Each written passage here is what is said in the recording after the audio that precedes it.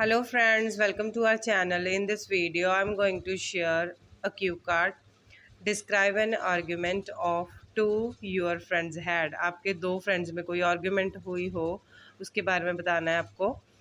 When it happened, ये कब हुआ. What it was about, ये argument किस बारे में थी. How it was solved, ये कैसे solve हुई. How you felt about it, और इसे solve होने के बाद आपने कैसा महसूस किया. Well argument between people is a common thing.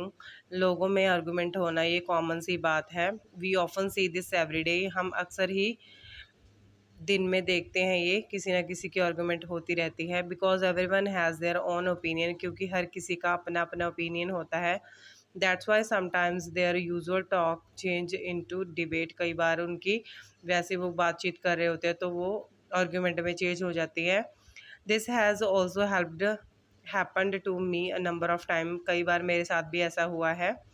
But here I am going to talk about the time when two of my friends started argument. अब मैं बताना चाहूँगी उस टाइम के बारे में जब मेरे दो फ्रेंड्स में आर्ग्यूमेंट हो गई थी. Actually couple of months ago, कुछ महीने पहले, we all friends got together at one of my friends birthday. तो कुछ महीने के पहले की बात है. हम सभी फ्रेंड्स एक फ्रेंड के घर पर इकट्ठे हुए थे.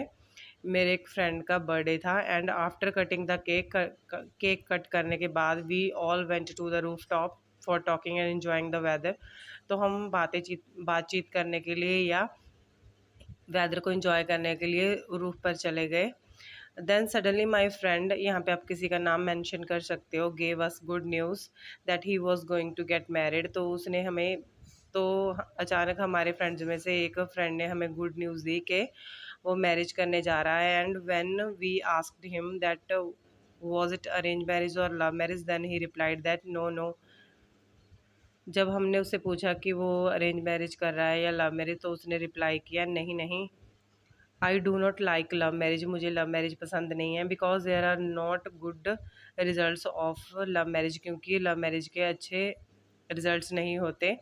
Then my friend dash opposed him. यहाँ पे किसी भी फ्रेंड का नाम मेंशन कर सकते हो क्योंकि उसने उसका विरोध किया. And started telling him the benefits of love marriage.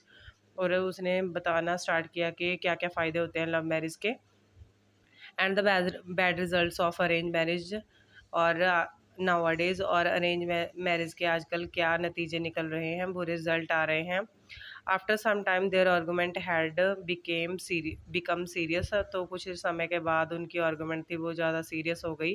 We try to make them understand but they did not listen to us. हमने बहुत उनको समझाने की ट्राई किया बट उन्होंने हमारी बात नहीं सुनी. एंड कंटिन्यूड देयर डिबेट, और अपनी बहस जारी रखी.